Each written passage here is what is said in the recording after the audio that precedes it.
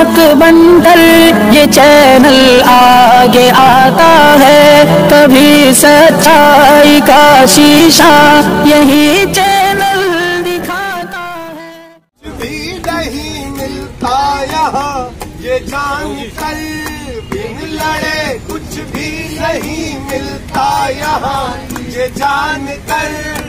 अब लड़ाई लड़ रहे हैं लोग मेरे गाँव के, अब लड़ाई लड़ रहे हैं लोग मेरे गाँव के। ले मशाले चल पड़े हैं लोग मेरे गाँव के, भले मशाले चल पड़े हैं लोग मेरे गाँव के।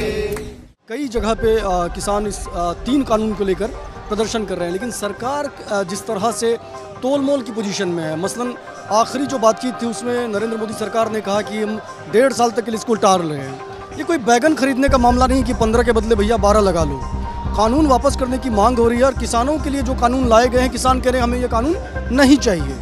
तो सवाल है फिर मोदी सरकार जिनकी भलाई की बात कर रही है वो जब उससे संतुष्ट नहीं है तो किसके दबाव में ये कानून वापस नहीं ले रही है। जो किसान हमारे अन्नदाता है उनको ठेस पहुंचाया जा रहा है, उनका बात को नहीं माना जा रहा है, और एक तरफ अदानी और अंबानी जैसे कॉर्पोरेट से उनके हाथों में पूरे देश को बेचा जा रहा है।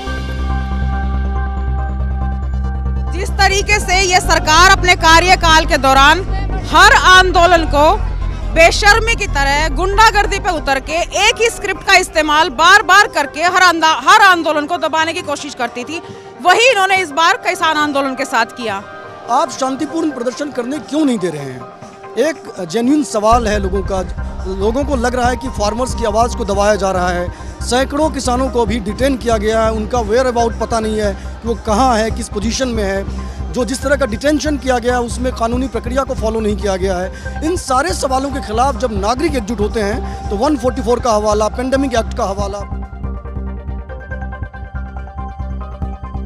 हमारे हाथ में बैनर है, झंडा है, हमारे गले से नारे निकल रहे हैं। लाठी किसके पास है, रायट गियर किसके पास है, वाटर कैनन किसके पास है, ये आज हम देख रहे हैं।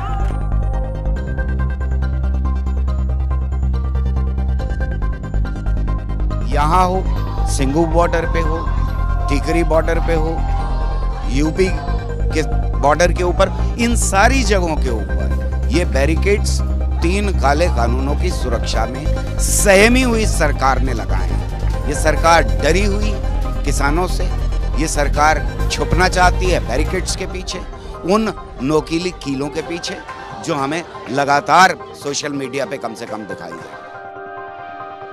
पुलिस का जो ये बंदोबस्त है तो ये मैं तो इसको इस तरीके से देखता हूँ कि ये उसी की एक कड़ी है।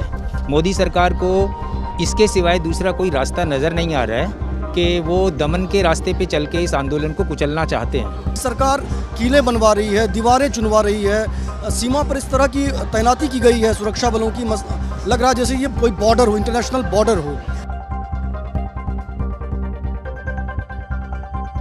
किसानों को पीटा जा रहा है एक तरीके से। मनदीप पूनिया जैसे कई सारे जर्नलिस्ट को जेल में डाला जा रहा है क्योंकि वो सच्चाई को दिखा रहे हैं। और आज जब जो सिटीजन दिल्ली के जो नागरिक बाहर निकल के आए उनको रोका जा रहा है, तो आज देश के अंदर एक अनडिक्लेयर्ड इमरजेंसी चल रहा है। इस बात को हम लोग JNU से, DU से, AUD से, सारे छात्र जामिया से हम लोग बार बार उठा के दिखा रहे हैं देश के सामने कि आज देश का क्या हालत है। सीधी सी बात यह है कि जो भी तानाशाह ताकतें होती हैं वो हमेशा जनता की आवाज़ से डरती हैं।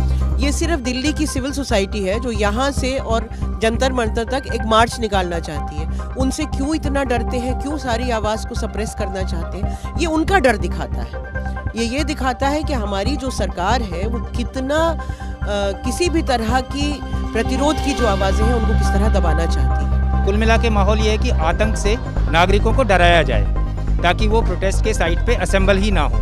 जब प्रोटेस्ट करने का राइट है हमारा, इसके लिए क्या परमिशन की बात करते हैं? सारा कानून हमारे ऊपर थोपेंगे क्या, जनता के ऊपर?